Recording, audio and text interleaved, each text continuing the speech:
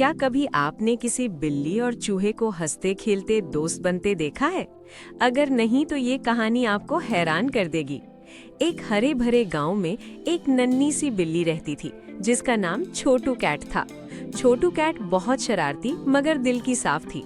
इसी गांव के एक पुराने पीपल के दरख्त के नीचे एक नन्हा सा चूहा रहता था, मगर वो आम चूहा नहीं था, वो बोल सकता था। उसका नाम था मिट्टू माउस। गांव के सब जानवर जानते थे कि बिल्ली और चूहा हमेशा दुश्मन होते हैं, इसलिए मिट्टू छोटू से बहुत डरता था। एक दिन छोटू कैट को बहुत भूख लगी और उसने मिट्टू को देख लिया।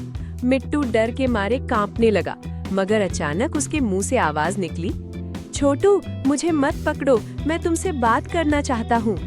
छोटू कैट ये सुनकर चौंक गई। अरे तुम तो बोलते हो, ये तो जादू है।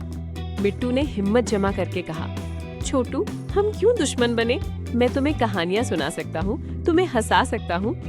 छोटू कैट ने पहली बार सोचा कि शायद हर चूहा बुरा नहीं होता। उसने मिट्टू को छोड़ दिया और कहा, ठीक है, पहले एक कहानी सुनाओ।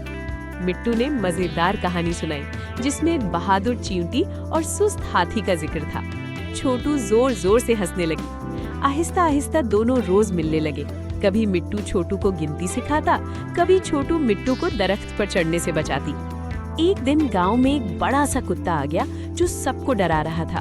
मिट्टू एक सुराग में फंस गया और बाहर नहीं निकल पा रहा था। छोटू कैट ने हिम्मत दिखाई और कुत्ते के सामने डट गई। कुत्ता भाग गया और मिट्टू महफूज हो गया। उस दिन मिट्टू की आंखों में खुशी के आंसू थे। उस दिन के बाद छोटू कैट और मिट्टू माउस सिर्फ दोस्त नहीं बल्कि बेहतरीन दोस्त बन गए। वो मिलकर खेलते, दूसरों की मदद करते और गांव में खुशियां फैलाते। बाकी जानवर ये देखकर हैरान रह गए कि दुश्मन समझे जाने वाले जानवर भी दोस्त बन सकते हैं। छोटू कैट कहती, दोस्ती दिल से होती है, शक्ल या आदत से नहीं। मिट्टू मुस्कुराकर जवाब देता, जब हम एक दूसरे को समझें तो डर खत्म हो जाता है।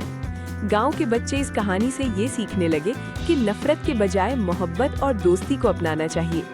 सबक, कभी किसी को सिर्फ इसलिए दुश्मन ना समझो कि वो तुमसे मुख्तलिफ है। दोस्ती सबसे बड़ी ताकत है।